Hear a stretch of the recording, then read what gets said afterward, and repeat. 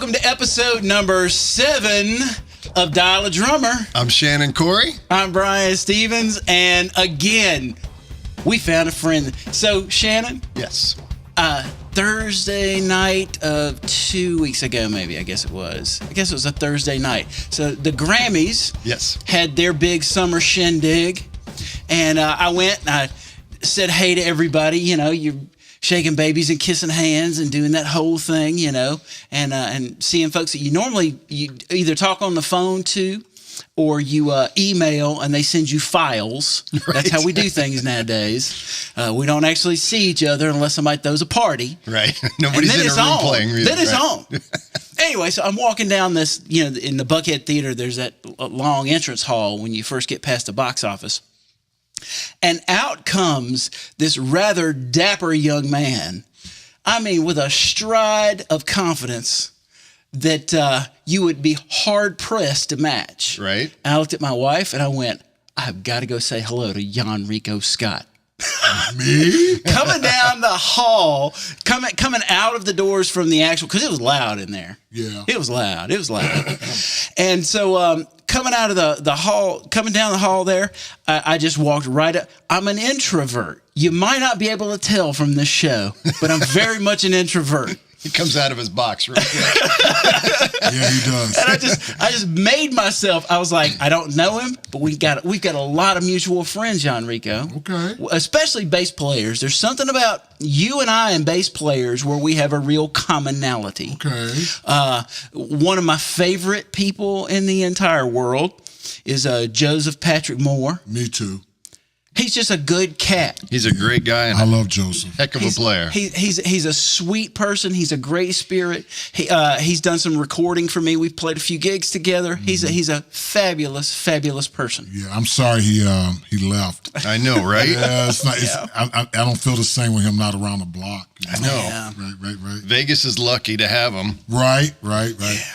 And let's see who else. Todd Smalley. Oh yeah. Todd Smalley. Yeah. Todd did some work with me on the road with an original band I had probably maybe 10 years ago. Mm-hmm. And Todd's another one of those, man. He's that sweet spirit and the kind of guy, if there's a fire, you want Todd Smalley around. Because he runs quick. And calm. Nothing rattles that dude's cage, man. Yeah. He's very calm and very dependable, and he's fast. Yeah, he's fast. So, guys, if you don't already know, this is Yonrico Scott, drummer for the Derek Trucks Band, the Royal Southern Brotherhood. But you've played with other people too, like Earl Klugh, and you did some stuff with Peabo Pryson, maybe. Yeah, and 5 years with Peabo. How about you just want to throw out a few names that the people there are gonna know, besides the ones I already mentioned? Okay, so there's a lot of people.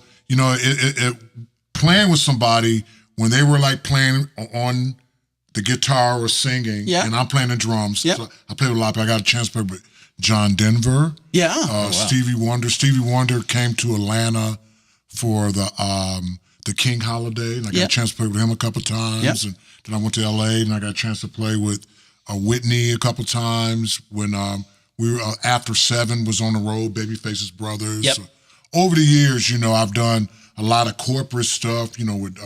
We played once. There was a band out of Atlanta called the IBM Band with like Bill Hatcher and Sonny Emery and I were both drummers. Wow. Nice. And we got a chance to play with Sammy Davis Jr.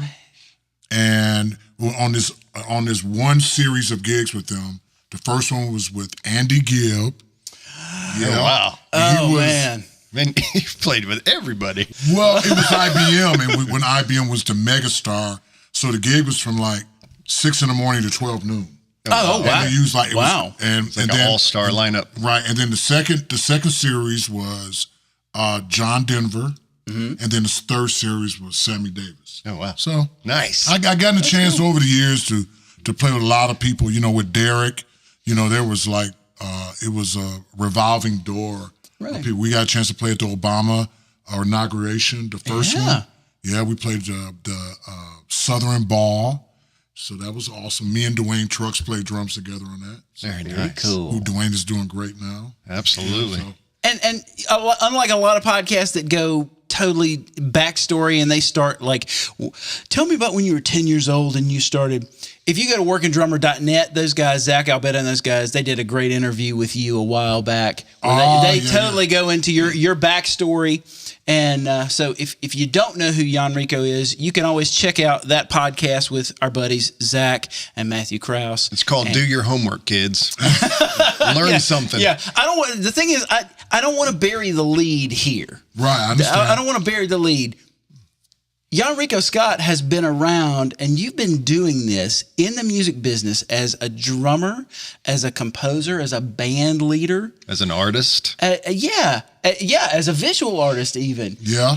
You've been around for a minute. Yeah. Now, shock the people on the other side of that camera. May I ask you how old you are?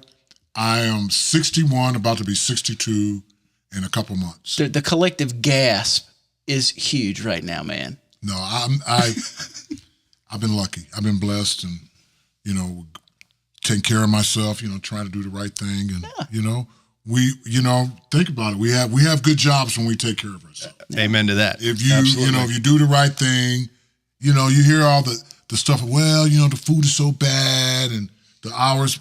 Go to bed. Right. Drink some water. Eat something Push healthy. Away from the burgers. And you go through life. You go through stuff and you figure that out. And I'm just blessed to still have my same job. Yeah, I enjoy it. And, so the thing I appreciate about what you do is it's always a joy to watch you play because you're so enthusiastic and you bring so much life to whatever gig you're on. You're always smiling or singing or. You get the crowd you're one of the only ones that actually gets a crowd interacting in a solo. You'll get them clapping, and you'll get up and you'll dance. So I love that enthusiasm. Yeah, I'm kind of cheesy. I ain't scared. Listen. I am not scared. I will put on a hat and a nice shirt.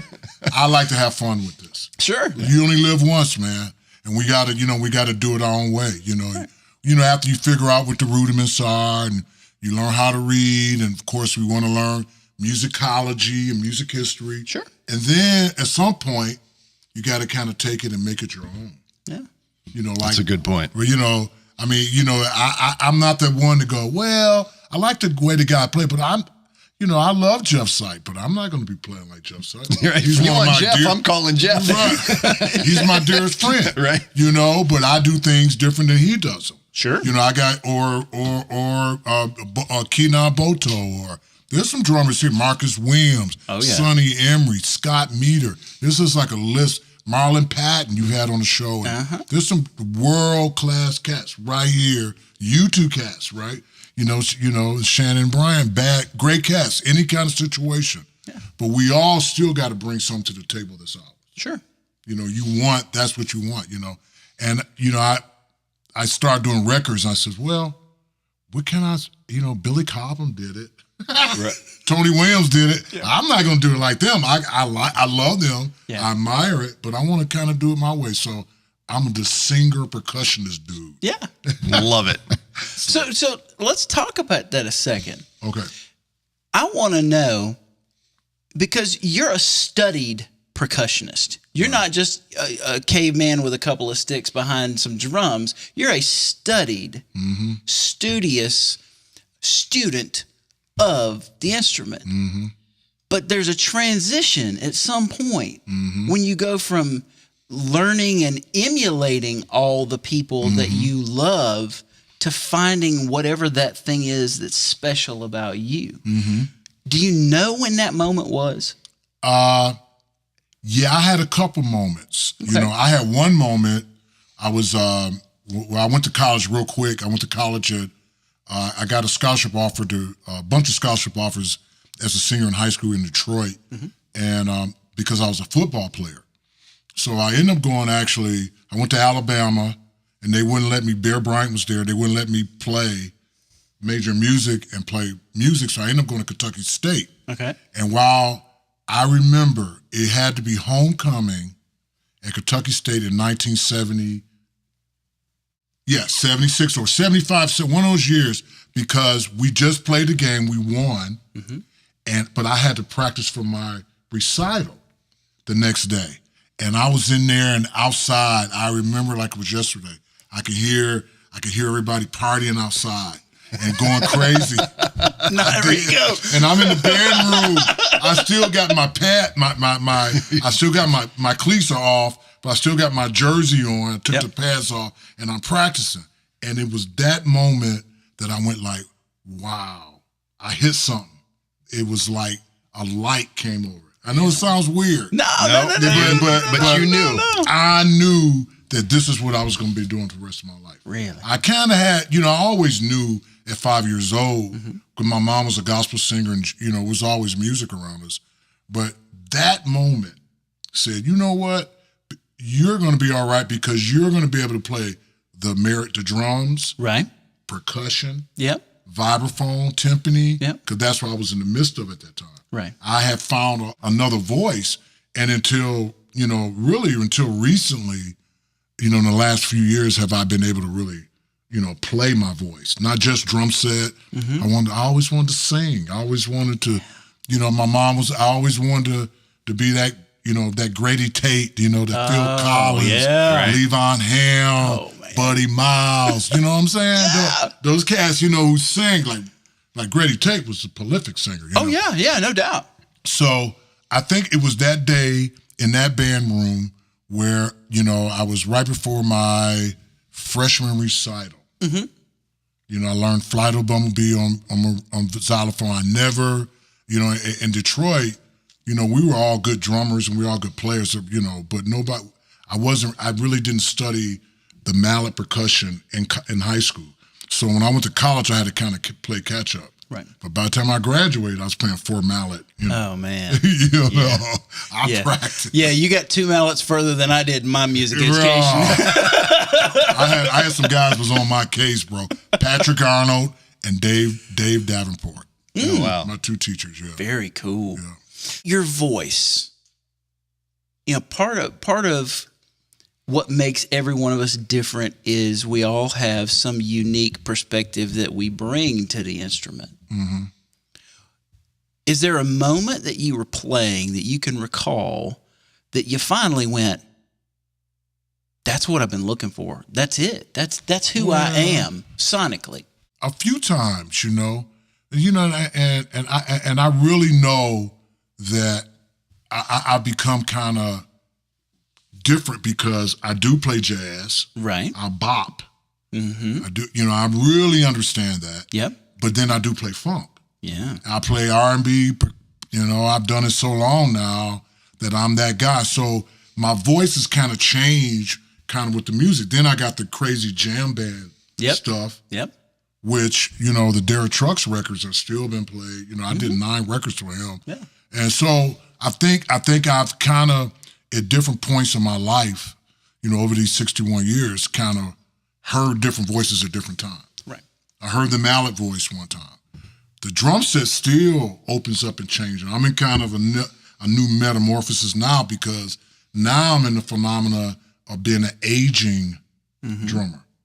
I'm not old, but I'm aging. Right. You got to be more sympathetic to your body differently. Sure. The physicality changes. Physicality changes. Look, man, I remember when I came to Atlanta at 23 years old, I would do 4 or 5 gigs a day. Yeah. Easy. Yeah. Do a young audience in the morning, studio session at Doppler in the afternoon, do another one at Master Sound in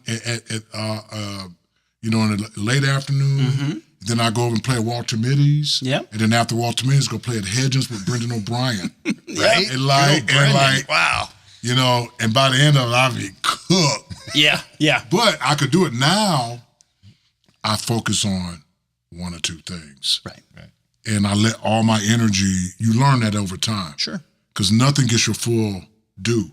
Right. So. That's good advice right there. Yeah. That's good advice. Yeah. What we failed to mention is that this week's episode is sponsored by Waves Audio.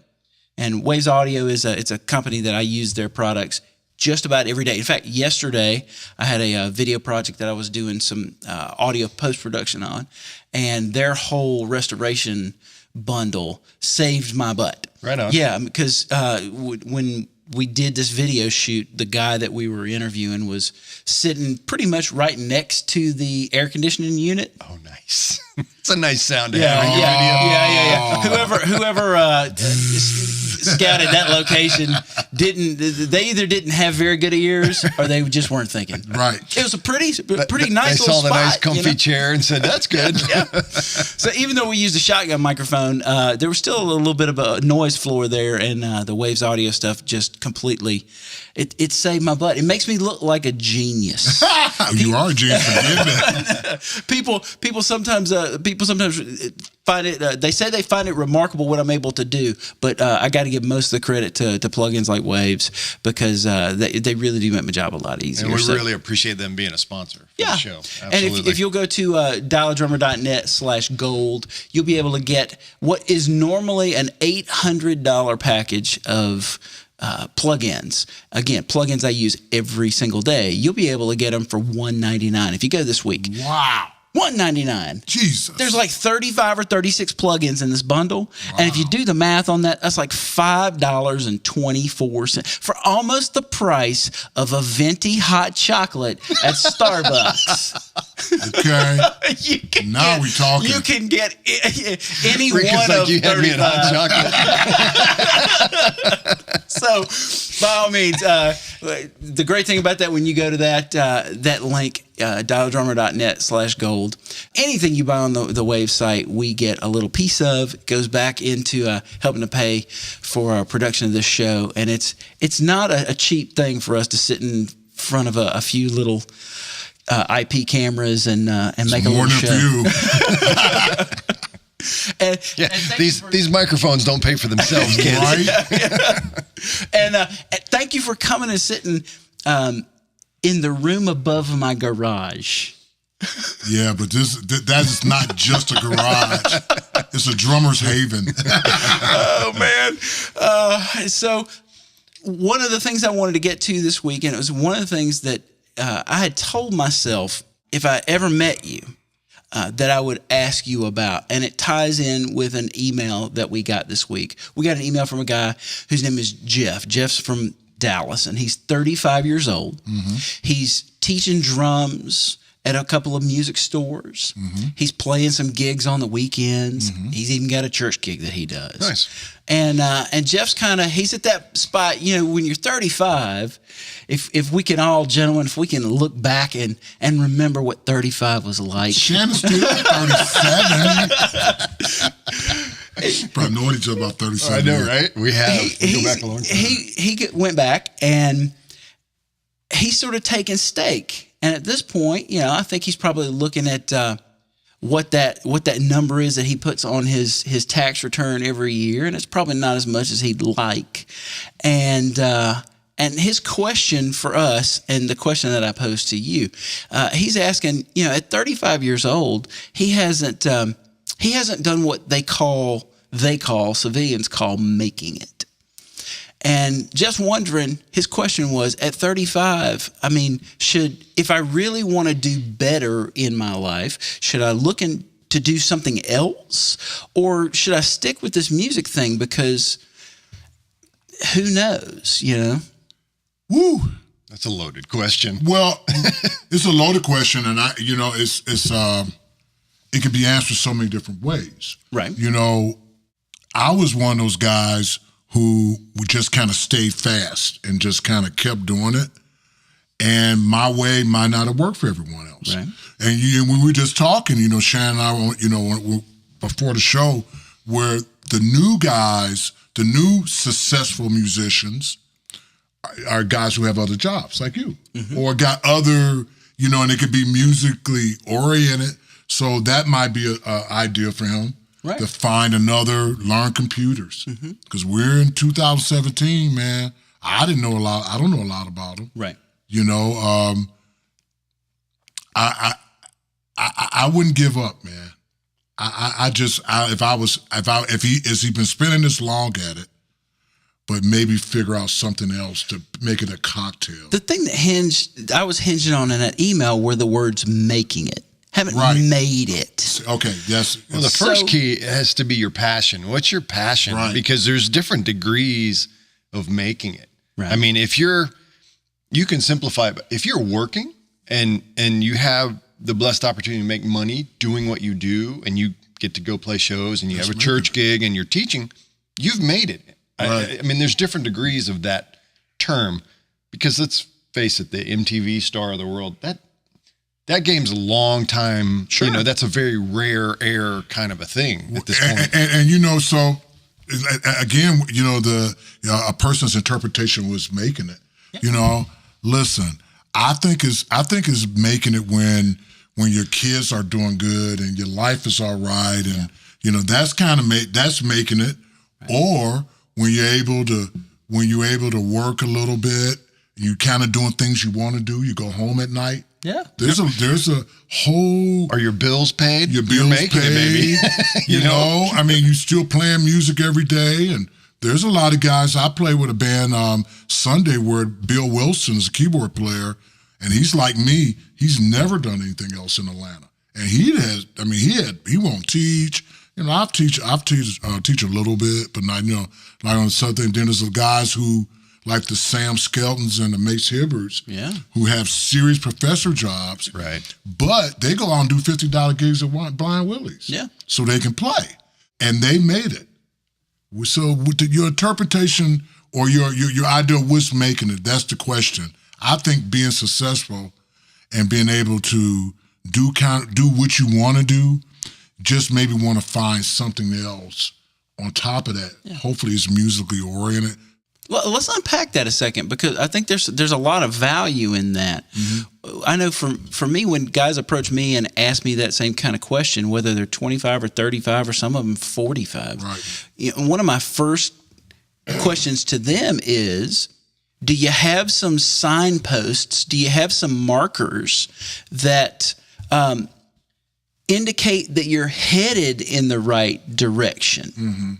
And if you're teaching and you've got some gigs on the weekends, you've got a church gig, you're picking up the odd Tuesday corporate thing where all of a sudden, you know, you're coming away with something at the end of the week, at the end of the month, at the end of the year, where you're not driving a FedEx truck, or you're not having to, or even you're not even having to work at a music store. Maybe you're teaching at one, but you're not selling guitars, right? Or for that matter, selling anything that you don't really feel passionate about. So that's kind of the first thing is like, do you have things that you can point to? Now, if Jeff didn't have anything, if he wasn't playing gigs, if he wasn't teaching, if he was just kind of kicking it around town and just kept hitting dead ends, you know, maybe you take stock at that point and go, maybe it's time for something different. But if you can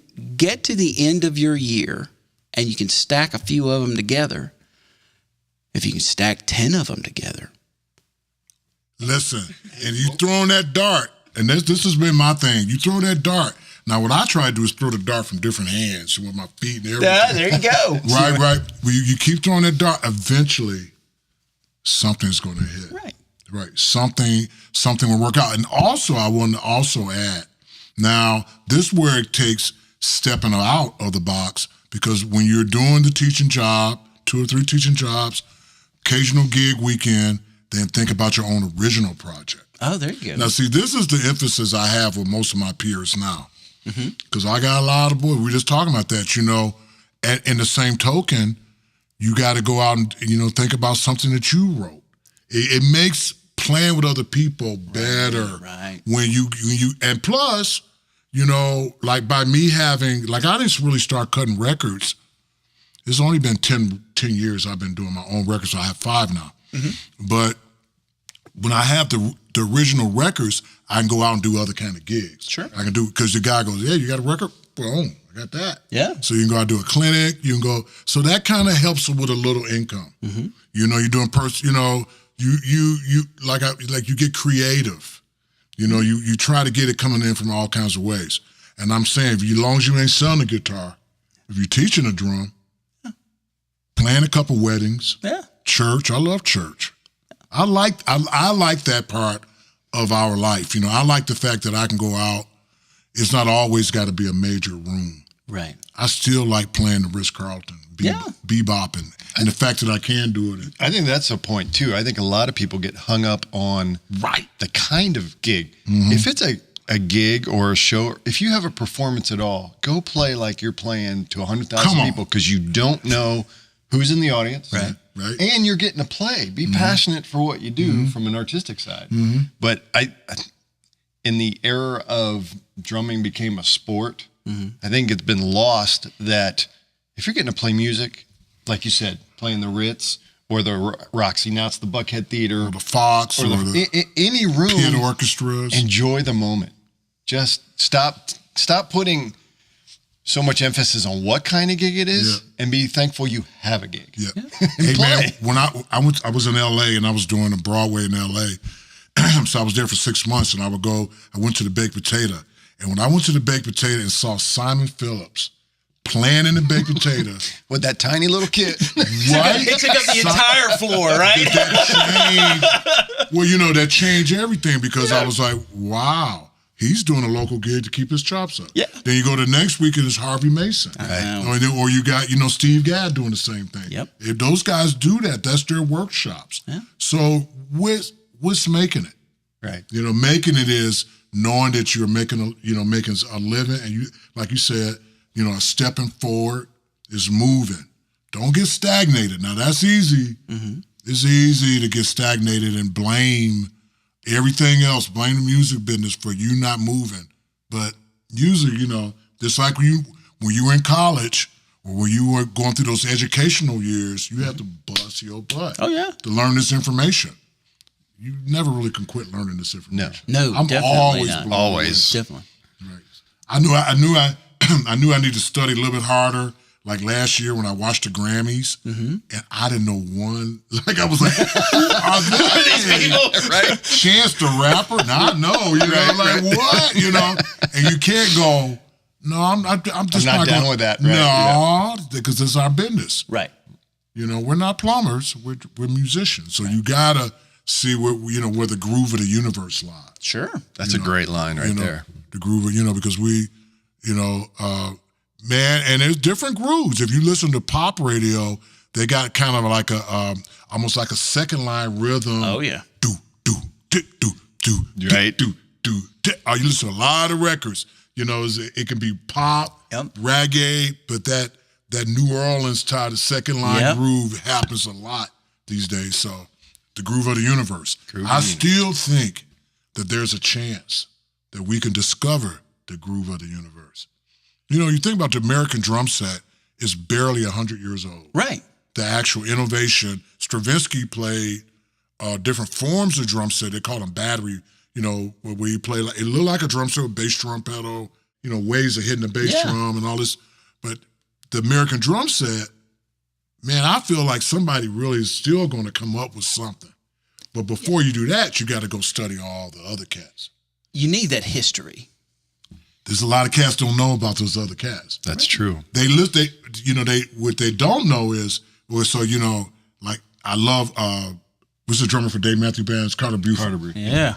So I knew this guy, good drummer. I ain't gonna mention his name, but he's a real prominent drummer. And I go, so had you ever heard of Elvin Jones? He goes, no. I go, yeah. What? I mean, man, he in a big band. This boy can play, right? Yeah. And I was freaked out. It freaked me out where I was like dreaming about this guy. I never heard of Elvin Jones, but he liked Carter Buford. Yeah. Carter Buford listened to Elvin Jones. Yes. Absolutely. Right. So a lot of times you don't know it's connected. Right. I just put it in your ballpark. If you want to be a player, you got to study. Sure. It's not a lot, right. But so we're looking for that groove of the universe. I'm still looking for it. And that probably ties into why you've been able to work for so long is the versatility, talking about go study, go listen. Right. Because, like you said, you can play bop, you can play jazz, you can play funk, you can play rock, you can play whatever you want. Right. But that only comes from listening and learning other styles. A lot of guys try to, and maybe this is our email response question as well. depending on the genre that he's trying to go down, right? Oh, maybe branch out a little more. If you're just trying to be a rock guy, it's a lot harder to do one thing than, okay, do the rock gig one night a week and do a jazz, branch out. Maybe that's something that can help you, think differently about the making it term. Yeah, you're a drummer, man. You can't, I know that I love the guy that goes, so what do you play? Oh, this is a question everyone asks me every day at the gym. So what do you play? I'm a drummer. What kind of music you play? Everything. That's a stop right. I don't know what to say. Don't know how to answer that. It's like going to the bank and the banker says, "I'm sorry, I'll only take $100 bills from you." Right. I'm a drummer. So when a young player says, "Oh man, I'm a rock drummer," no, bro, you a drummer, man. It's just math. Yeah. Right. Just styles. Change it. Figure it out. You might like. Now, see, this is when everybody's a producer, which is cool, which is cute. Everybody got their own, and everybody's a drummer. Yeah. Everybody wants to tell the drummer what to do. Right. Because everybody knows better, but that's cool, though. If the guy's a leader, if he's Derek Trucks, Derek Trucks will sit down and play it. He gonna go, like, okay, that's what he wants. So you do it. But we think a lot instead of just going, just play swing and then play Latin. It's just a style. Yeah. It's not. Stop thinking about the dots on the paper. Just dots listen. on the paper. Because you can take those styles. You see, that's what I've been able to do with recording. Mm-hmm. I take stuff and twist it. Right. I take blues. Like we actually wrote a song with Southern Brotherhood called World Blues, and that's what we played because we didn't really play traditional 1-5-1 blues. Sure. It was twisted. Right. Derek Trucks was twisted. Yeah. We studied Indian classical music. We went to and studied with Ali Akbar Khan, and I studied tabla, as a band. Todd Smalley kissed Ali Akbar Khan's feet. Oh, wow. I saw it. We went to his class, Derek plays Sarod, and then we took that, we studied those styles. Like, I'm like, in my mid-40s, I'm going like, wow. Your mind's going. Right. It's awesome, right? Yeah. We studied, ragas and, but then we took that, and because we had such a strong respect of Indian classical music, we took that and played it on our instruments. Right. So I got grooves that I did, our Indian classical tabla grooves I did on drum set. Right. They work for the song. So very nice. So do you think the secret in that was the fact that the band did it together? Yeah. Because then you could all move as one. Well, because see, when I started with Derek, he was 15. So, I'm already out of college and my kids I've got kids and I've already done brought with a lot of crazy stuff. And then I go back with this guy, he wanted to study blues. Mm-hmm. So we had blues year. Wow. Like, for real, like Booker White, John Luke, from, R.L. Burnside, just the whole gamut. He's already, then it was Indian classical. Wow. And that's why we took trips out to San Rafael and studied with those guys. Yeah. So as a band, and then, we learned all this, and then funk, crazy. Yeah. And as I watch him, his career progress, you could tell those styles are still embedded in his style. Right. Yeah, I think we learned it as a band. Todd was all ears. Oh, I remember him getting his first fake book. Right. I'm like, man, you might want to get one of those. He said, no, man, we just jam. I go like, no. I said, we're going to play tunes. So we're going to do this gig, and the guys start calling tunes. I go, girl, they go, I knew them, because I'm a lizard, Yeah. I'm a lounge lizard. I've done it. I used to do gigs with like you said, I ain't scared. Them guys would come on the horn players would come on these gigs and they do this. You know what that means? Okay, we're in the key of D. Yeah. And then they go this. That's a key of E flat. Mm-hmm. So up with the sharps. So down with the flats. Right. Yep. So that would be the key of A. And so they would even call tunes, and they start playing in 2 measures. You would know, oh, that's Autumn Leaves. Yeah. Right. So Todd got that book, man. It changed him. Sure. Wow. It changed Derek. I watch as a band us, going to writing retreats. Before he had a studio, we go in the North Carolina mountains and write songs for like a week. and come out with 2 songs. Yeah. You know, so. But they were 2 really good songs. They're still playing them. Yeah. and you had the joy of everybody in a room playing together. And we liked each other at that time. You know, at that time. So it wasn't bad. You know, like Kofi, and Kofi was also great to be around in those days because he also studied classical music like I did. Yeah. So he came from North Carolina School of the Arts. So his approach is world. You know, right. Kofi and O'Teal. That's where they get that from because of their studies. Sure. Right. So to kind of wrap with Jeff's email and just trying to think about, there was one thing that we talked about in the prep time right before we started, something that you touched on that I think is an important idea to table.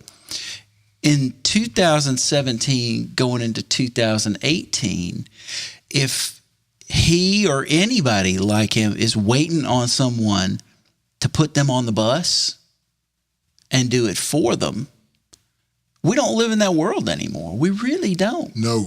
The people that are the most successful, like yourself, are people that find their way, right, and make their way. And sometimes you're cutting a path with a machete, you know, where there is no path. I mean, I find that more and more lately because now I'm that guy. I think that, I'm aging, aging gracefully, but I'm getting older. Mm-hmm. So there's a lot of things that wouldn't be right for me, not playing wise, just social. Sure. I'm playing, and I know that, and So you're not going to take the Neo gig or the Chance the Rapper gig anytime soon, you think? No, because they don't need me. They can get somebody, you know what I'm saying? Yeah. If it came up, I ain't scared. Right. Oh, I'll knock it out the box. They'd be happy. I wear a big hat. They'd be like, oh man, that dude is cool, man. With the glasses and shit. They'd be awesome, but it's all right. Yeah. Because when those things come, that means that they're for you. But I think that's where, you gotta, use what we have today. Social networking. Yep. It works in a positive way. Sure. There are all kind of sites, all kind of ways. I remember back in the day when I first came to Atlanta, when you wanted to get a gig. You remember this, Shannon? You look through Creative Loaf. Oh yeah. Go to back pages. Go to the back pages, man. Yep. Or I would do all the jam sessions. Yep. And it was real mom and pop stand. Yeah. But still, even living in Atlanta back in the 70s and 80s, there was a lot of the industry would come to Atlanta looking for players. Mm-hmm. I got Broadway. Chris Manos was doing Theater of the Stars at the Fox, and I got a call and from Tony Carreri. He was the contractor, and he says, "Man, we're about to do The Wiz. Right on. The Wizard of Oz with Stephanie Mills, the original cast." Oh wow! And I got that gig because I could read. And I was black. They wanted a black R&B type drummer to play that, and there was a whole nother industry of touring Broadway level musicals. Right. They were starting in Atlanta. So I ended up doing that one. I did one with Jasmine Gott, Peabo Pryson, Patty Austin called The Apollo. Yep. And then I did another one called Dreamgirls. Yep. With Jennifer Holliday. Yep. And that did like 5 months. She was awesome. Yeah. This is the original She's one. Fabulous. Bro, those shows off the chain. I learned a lot about Broadway and the whole system of the New York system. See, the New York guys, there was a few guys in New York that would do it, but they didn't want to leave New York. Right. So they would, come to Atlanta, get a couple guys like Marcus Williams does Tyler Perry stuff, which is pretty lucrative, So you find your niche, you find your way. I think we have to do it. You want to do it with class. You want to do it in a way that you're comfortable with, but you got to go after it. You can't sit there and go, oh man, this Facebook. Well, use Facebook the right way.